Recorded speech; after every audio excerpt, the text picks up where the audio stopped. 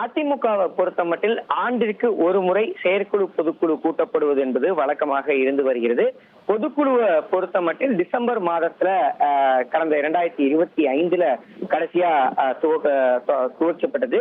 இப்படிப்பட்ட நிலையில தான் அதிமுகவுல தேர்தல் தோல்விக்கான காரணம் என்ன என்பது குறித்து விவாதிக்க சிறப்பு பொதுக்குழுவை கூட்ட வேண்டும் என அதிமுக பொதுச்செயலாளர் எடப்பாடி பழனிசாமிக்கு எதிர் நிலைப்பாட்டை எடுத்திருக்கக்கூடிய முன்னாள் அமைச்சர்கள் SP Velumani, CV Shanmugam, C Vijayabaskar உள்ளிட்டோருடைய ஆதரவு MLAக்கள் திட்டமிட்டிருக்கிறாங்க. தொடர்ந்து இது தொடர்பான ஆலோசனை என்பது MRC நகரில் இருக்கக்கூடிய விடுதியில நடைபெற்று வரக்கூடிய ஒரு சூழல்ல தற்போது C விஜயபாஸ்கர் அறிக்கை ஒன்றை வெளியிட்டிருக்கிறார்.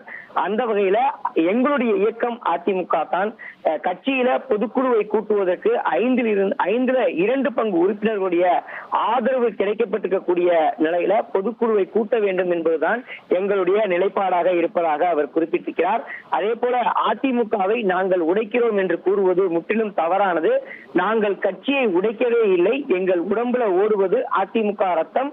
மறைந்த முன்னாள் முதலமைச்சர்கள் MGR மற்றும் ஜெயலலிதா ஆகியோரது வழிகளை பின்பற்றி நடக்கக்கூடியவர்கள் நாங்கள்.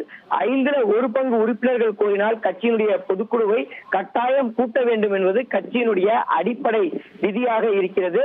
அந்த விதிகளின் அடிப்படையில மொத்தம் இருக்கக்கூடிய பொதுக்குழு உறுப்பினர்கள்ல 5ல் 2 பங்குக்கு மேலே உறுப்பினர்கள் கட்சியினுடைய பொதுக்குழுவை உடனடியாக கூட்ட வேண்டும் என கையெழுத்திட்டிருக்கிறாங்க.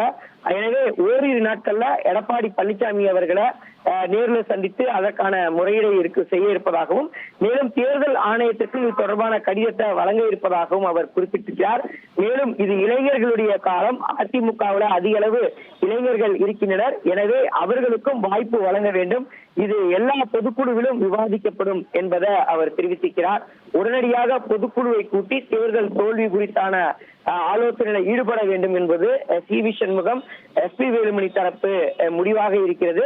அதற்காக பொதுக்குழு உறுப்பினர்களிடம் கையொப்பம் பெறக்கூடிய பணிகள் என்பது இறுதி வடிவம் பெற்றிருப்பதாக தகவல்கள் வெளியிடப்பட்டிருக்கிறது.